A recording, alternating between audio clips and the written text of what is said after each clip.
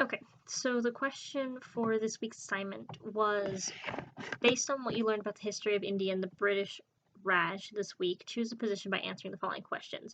Would India be better off today if they were still under British rule? Why or why not? And what facts and data would you do to support your answer? Well, I definitely do not think that India would be better under the British rule, because the British rule was pretty completely terrible.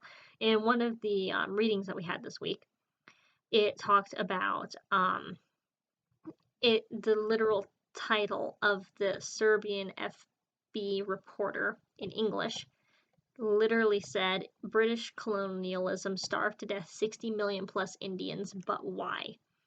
And so it goes on to talk about how the British were stockpiling food in their own countries, and that Churchill didn't really care about what happened to the Indian race. He said, and they didn't have any um, increase in India's per capita income from 1757 to 1947, and so the people were really put down into poverty, which led to it, and the fact that Churchill didn't really care to really deal with them.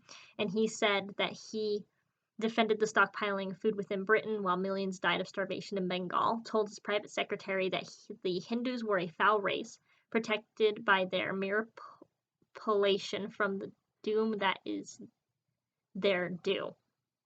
So basically saying that he just didn't really even care about it. And so then it talked about a lot of the looting and pillaging that happened on the Indian subcontinent. And a lot of it I think came from this. And then we also I also like go back and look back on any time that a foreign entity occupies a land. It's never good for the people who actually originally came from that land. And I don't really think that necessarily changes for British rule at all. And so it just, because of these mass starvations and because of basically letting the Indian people die off, it caused, I think, a lot of issues. And when we look back, they inspired a lot of religious tension and racial tension in that region between Muslims and Hindus, and it caused a lot of stress and grief. Because in one of the other readings, it talked about, oh, sorry, let me pull that up. Okay, here we go. Found it. So in the other readings, it talked about,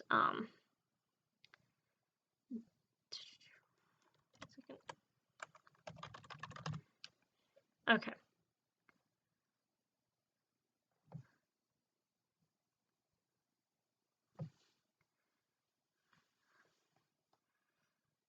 So this talked about British expanding their territory in the north. They took over the Sindh in 1839 on their way to Kabul, and they just kept going and moving and taking over that area. And so it says in this paragraph, which I thought was pretty interesting, following the fiasco in 1843, the revolt of 1847, the British, in a move to consolidate their power in India, made the Crown more directly responsible for governance in India. Much of the current political structure of Pakistan comes from this move.